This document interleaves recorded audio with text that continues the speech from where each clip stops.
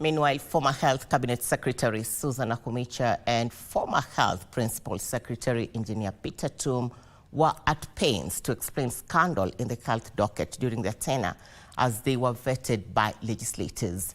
The duo were grilled on their suitability to hold public office by the National Assembly Committee on Defense and Foreign Relations on the 3.7 billion shilling scandal that rocked the Ministry of Health, as well as claims of mismanagement and the persistent strikes by medics that threatened to cripple the public health sector, as now reported by Gladys Mungai.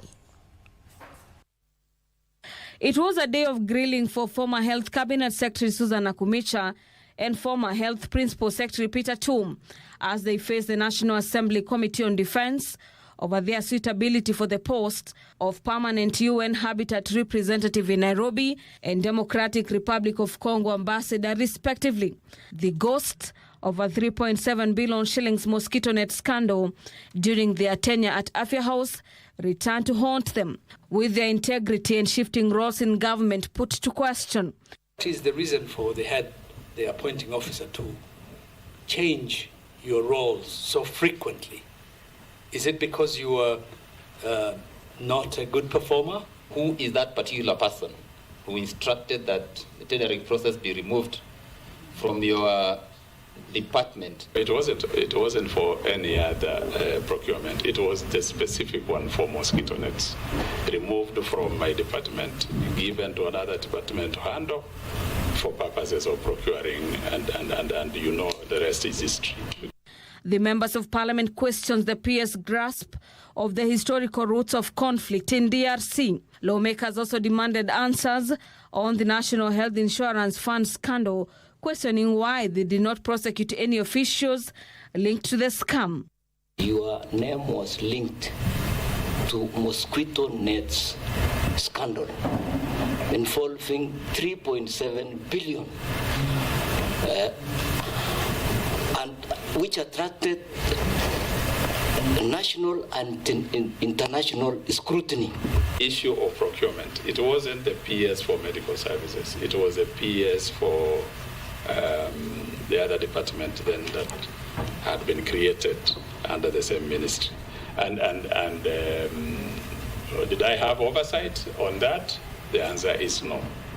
Meanwhile, former Health CS Susan Nakhumicha was also cornered over the claims that former Deputy President Rigathi Gachagua may have had a hand in the health-related procurement scandals, an allegation she neither confirmed or denied. At the point while I was serving chair, and with the information that I was given, his involvement was not there. I got to learn of his involvement when the House was going through the impeachment process. Meanwhile, former Senator Judith Pareno was grilled by the National Assembly Legal Affairs Committee on her suitability to hold office as a Principal Secretary in the State Department for Justice and Legal Affairs. Garnered over the years, I have shown that I've earned the public trust to run institutions for this public and to be able to perform. Former East African Community PS Abdi Dubat on his part pledged to improve bilateral relations between Kenya and Tanzania. I'm going to lead the team very well.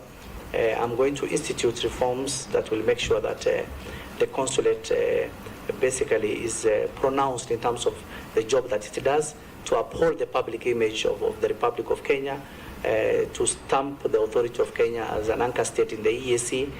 Former Nyeri Deputy Governor Caroline Karugu, PS nominee for State Department for East African Community Affairs, also defended her suitability to hold office. For Prime Edition, I'm Gladys Mungai.